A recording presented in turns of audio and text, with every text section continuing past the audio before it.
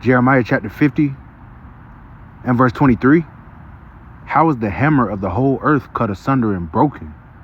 How has Babylon become a desolation among the nations?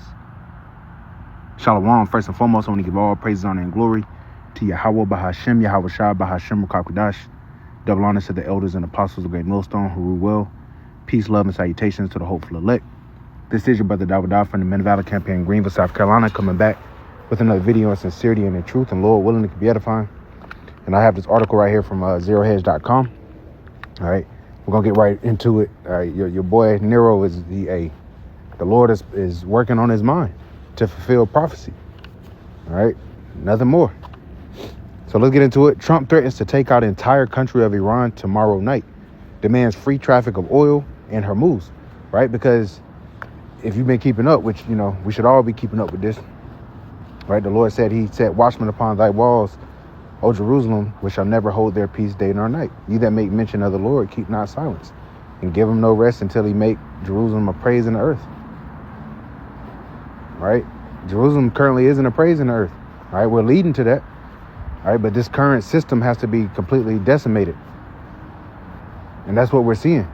Trump is that driving force that's bringing down the world economy, that's going to transition. He at least, we don't know if he's going to finish it because his damn health is bad. All right, and the Lord could send him to the spirit world.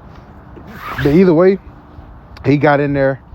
All right, his cult of personality, he was able to get in there, sign all these executive orders. He chilled out a little more. He killed Soleimani during his first term, but he didn't go as hard as he went since he became president the second time. All right, signing hundreds of executive orders, just signing shit. He was holding it up. They were showing it to your face. All right, the big, beautiful bill, all of these things, they acted as if they were going to help, Americans, but that wasn't the case. So now he's started this war, right? And he's put himself in a conundrum. Look that word up.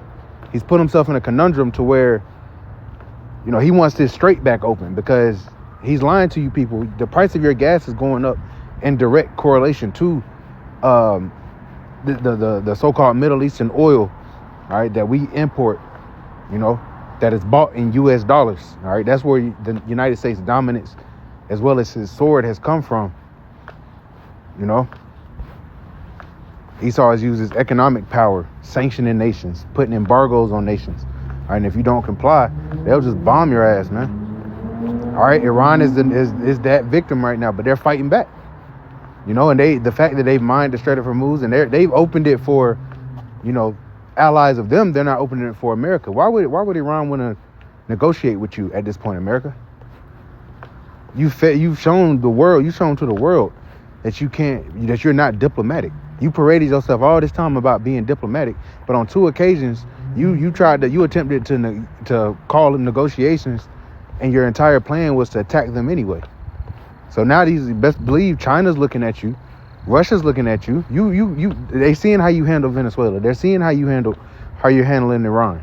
They don't want to do business with you anymore. So let's read into this, and we'll read this summary.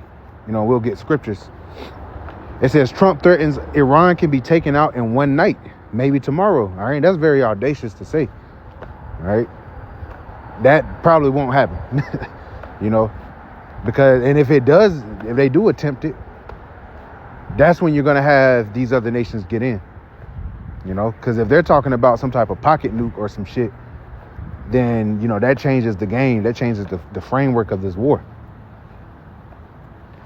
It says, in one night, maybe tomorrow, warns every bridge and power plant will be destroyed. Wall Street Journal reports U.S. military is making preparations for potential strikes on energy targets in Iran. Universities and airports are already being hit. A Sunday night Axios report on a U.S. proposed 45-day ceasefire has by Monday morning been rejected by Iran, which later on Monday issued a 10-point letter via Pakistan. Israel strikes large petrochemical plant at South Pars, which is responsible for half of the country's petrochemical production. Trump reaffirms Tuesday's deadline before vital infrastructure gets attacked as final. Ooh. Calls Americans oppose to the Iran war foolish. All right, hey, we're not opposing this war. All right, we know this war is going to help bring forth World War III, which is going to further, bring forth the end of this man's kingdom. But a lot of his supporters are against this war. Why? Because your sons and your daughters are going to have to go fight, because they've sent 50,000 troops, and they're going to send more to the so-called Middle East. And guess what? The Israelis said they're not cooperating with the ground invasion. So you're going to have American boots on the ground, but you're not going to have Israeli boots on the ground. And the Israelis are the ones that wanted this. All right, when BB kept pulling up, man, this is what this was for. Israel kills experienced longtime head of IRGC intelligence.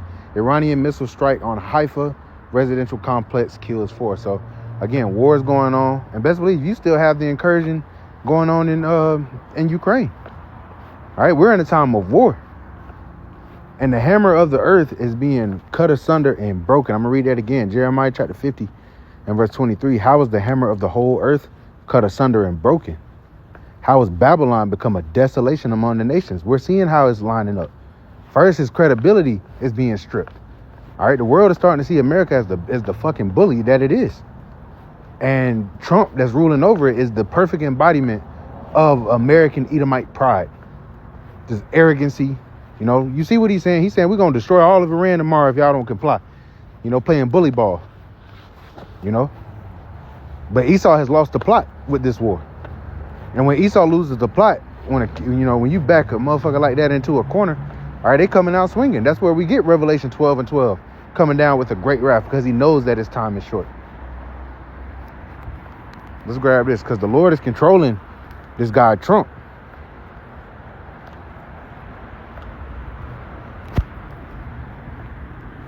Proverbs chapter 21 and verse 1.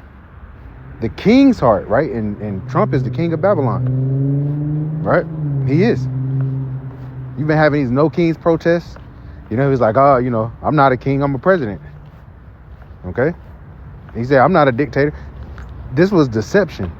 To be able to use this facade of American diplomacy, Congress, the judicial system, the executive branch. All right, it was all a farce. It was all a facade. They used it for a time, but since Reagan, they've gotten away from that. Now they've consolidated power into the executive branch, and that gives Trump, all right, who's still controlled by the elite, still controlled by, the interest of, the tiny tops. He has to comply, and it's against American interests. It's clearly against American interests, and that's what's pissing everybody off. But it says the king's heart. Right? And that heart, meaning la'ab in the Hebrew, which is your mind, is in the hand of Yahweh. As the rivers of water, he turneth it whithersoever he will. So the Lord put the spirit on Trump to want to turn his war up. The Lord is putting the spirit on Trump to give out these declarations. Like, if you don't get down with this shit, then we're gonna blow up more infrastructure. And this is, hell damn, you might as well call it irreversible damage. But Iran is going to dish it too. Eventually, hey, we can see this going into cyber warfare. So the Lord is controlling the mind of Trump right now.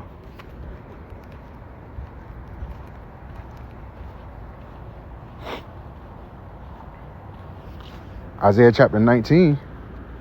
And I'll actually start at verse 1. And we'll jump through this, because we're seeing a lot of this happen now. While you got your price of oil going up, over here gas about damn near $4 a gallon. It's going to keep going up.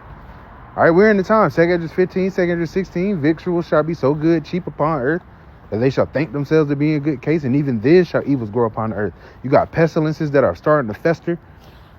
Meanwhile, you got these women still in this spirit of, thinking somebody fucking needs them, man. Thinking we're supposed to just worship the ground you walk on. They're completely disconnected from reality here in America. And it's going to come crashing down on them the hardest, because they've lived in this delusion. But Isaiah chapter 19 and verse 1, the burden of Egypt. Behold, the Lord rideth upon a swift cloud. Right? Yahweh Shai is going to come to America on the fathership. says he rided upon a swift cloud. And it's not a Nimbus cloud, not like Goku riding on Nimbus, you know. It says, and the idols of Egypt shall be moved at his presence, and the heart of Egypt shall melt in the midst of it. So Yahweh Shah is coming. Scriptures speak about that war in heaven. 2 Ezra 13 goes, if I'm not mistaken, 2 Ezra 13 goes into Yahweh Shah pulling up. As he had graved himself a great mountain and flew up upon it. That's that swift cloud. It says, and I will set the Egyptian against the Egyptians. We're seeing that. You got liberals versus conservatives, man versus woman, old versus young, rich versus poor. It says, then they shall fight everyone against his brother and everyone against his neighbor, city against city and kingdom against kingdom. So we're seeing they're fighting within the cities, but also fighting within the kingdoms, because Russia, they're an Edomite nation as well. But Russia's going to be the main country that takes part in destroying America, another Edomite nation. Verse 3. And the spirit of Egypt shall fail in the midst thereof, and I will destroy the counsel thereof. Right? You got your wise men, you know, your Bilderberg groups, your Bohemian Groves, your Freemasons. Okay? That's the counsel. And they shall seek to the idols and to the charmers and to them that have familiar spirits and to the wizards, right? And they're going to be having, continue to have counsels with Satan, and Satan's deceiving them to help push forward prophecy. Verse 4, and the Egyptians will I give over to the hand of a cruel Lord. That's Trump through the spirit, man. And a fierce king shall rule over them. Him saying we're gonna bomb this bitch tomorrow. We're gonna destroy all of Iran, which they won't. All right, because if that was the case, they would have been went in. Esau would have been went in there and did that. They know the Lord set them Iranians up, them Persians up in that land strategically. It's mountainous and shit. And there's 90 million of them, man. And you got men that are ready to fight and die behind theirs, man. But nobody wants to fight and die here. So from a moral standpoint, Iran already has the edge. It doesn't matter that America's military is bigger. You didn't kill their Ayatollah and shit, man. The son is grieving. He's lost, the closest people in his family. And now he's having to bear this burden. And his mind, the Lord is putting it in his spirit, because the Lord had his ass survive, man. The Lord is in full control of this movie, man. That's that fierce king and that cruel Lord. That's Nero's ass, man. He's bringing down the global economy, doing all type of insider trading. Just an imbecile. And everybody knows it. Hell, he be pissing Scott Ritter off so bad. And the thing is, a lot of these people voted for him. A lot of these people voted for Trump. They love Trump. They wanted to get Biden out of there. They were saying, let's go, Brandon. And then Trump got in there and did exactly what we knew through the spirit he was going to do. He was not going to uphold the interests of the American people, but rather the tiny tots. And that's what we're seeing. And that's going to lead to 2 Ezra 15, where they shall not regard their kings nor princes. In the course of their actions shall stand in their power. They're going to rise up with swords in their hands. That's where your civil war is coming from. That's where your civil unrest is coming from. And then you throw in food instability. These are the times that we're in. Gas gonna keep going up. Men ain't trying to deal with these damn women like that on the same level no more. And they don't understand. They don't understand where's the beef. They don't understand. There's a shift happening in the earth right now. The Lord is bringing down Esau's kingdom and uplifting Jacob's, Israel's. So that's interesting. We're gonna see what he does tomorrow. He giving them this deadline. All right, let's see if he all talk, or if he gonna go in there and go full throttle. We're gonna see. It's up to the Lord. Either way, prophecy is being fulfilled, man.